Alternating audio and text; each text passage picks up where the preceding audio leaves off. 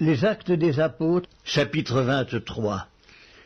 Paul, les regards fixés sur le Sanhédrin, dit « Hommes frères, c'est en toute bonne conscience que je me suis conduit jusqu'à ce jour devant Dieu. » Le souverain sacrificateur Ananias ordonna à ceux qui étaient près de lui de le frapper sur la bouche. Alors Paul lui dit « Dieu te frappera, muraille blanchie.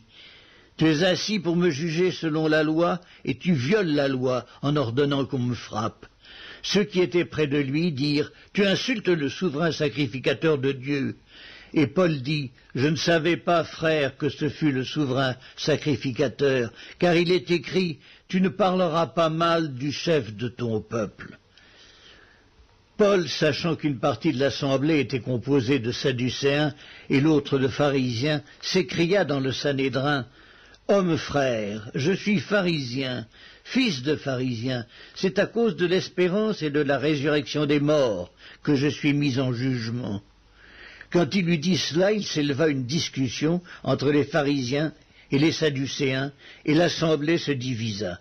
Car les sadducéens disent qu'il n'y a point de résurrection, et qu'il n'existe ni ange ni esprit, tandis que les pharisiens affirment les deux choses. Il y eut une grande clameur, et quelques scribes du parti des pharisiens s'étant levés, engagèrent un vif débat et dirent « Nous ne trouvons aucun mal en cet homme, peut-être un esprit ou un ange lui a-t-il parlé ?»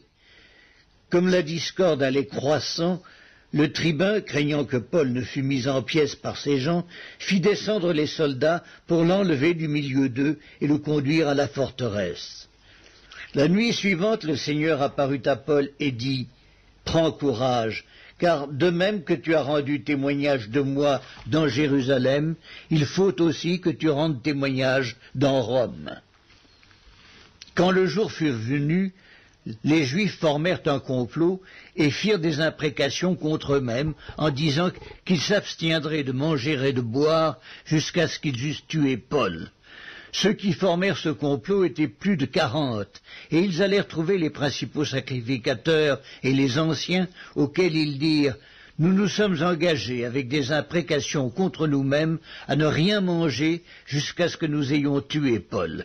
Vous donc maintenant adressez-vous avec le Sanhédrin au tribun pour qu'il l'amène devant vous, comme si vous vouliez examiner sa cause plus exactement, et nous, avant qu'il approche, nous sommes prêts à le tuer. » Le fils de la sœur de Paul, ayant eu connaissance du guet-apens, alla dans la forteresse en informer Paul. Paul appela l'un des centeniers et dit « Mène ce jeune homme vers le tribun, car il a quelque chose à lui rapporter. » Le centenier prit le jeune homme avec lui, le conduisit vers le tribun et dit « Le prisonnier Paul m'a appelé et il m'a prié de t'amener ce jeune homme qui a quelque chose à te dire. » Le tribun, prenant le jeune homme par la main et se retirant à l'écart, lui demanda « Qu'as-tu à m'annoncer » Il répondit « Les Juifs sont convenus de te prier d'amener Paul demain devant le Sanhédrin, comme si tu devais t'enquérir de lui plus exactement. Ne les écoute pas, car plus de 40 d'entre eux lui dressent un guet-apens et se sont engagés avec des imprécations contre eux-mêmes à ne rien manger ni boire jusqu'à ce qu'ils l'aient tué. Maintenant ils sont prêts et n'attendent que ton consentement. » Le tribun renvoya le jeune homme après lui avoir recommandé de ne parler à personne de ce rapport qu'il lui avait fait. Ensuite il appela 2 des centeniers et dit « Tenez prêts, dès la 3e heure de la nuit, 200 soldats, 70 cavaliers et 200 archers pour aller jusqu'à Césarée. Qu'il y ait aussi des montures pour Paul, afin qu'on le mène sain et sauf au gouverneur Félix. » Il écrivit une lettre ainsi conçue. « Claude Lysicias, au très excellent gouverneur Félix, salut. » Cet homme dont les Juifs s'étaient saisis allait être tué par eux lorsque je survins avec des soldats et le leur enlevé, ayant appris qu'il était romain. Voulant connaître le motif pour lequel ils l'accusaient, je l'amenai devant leur Sanhédrin.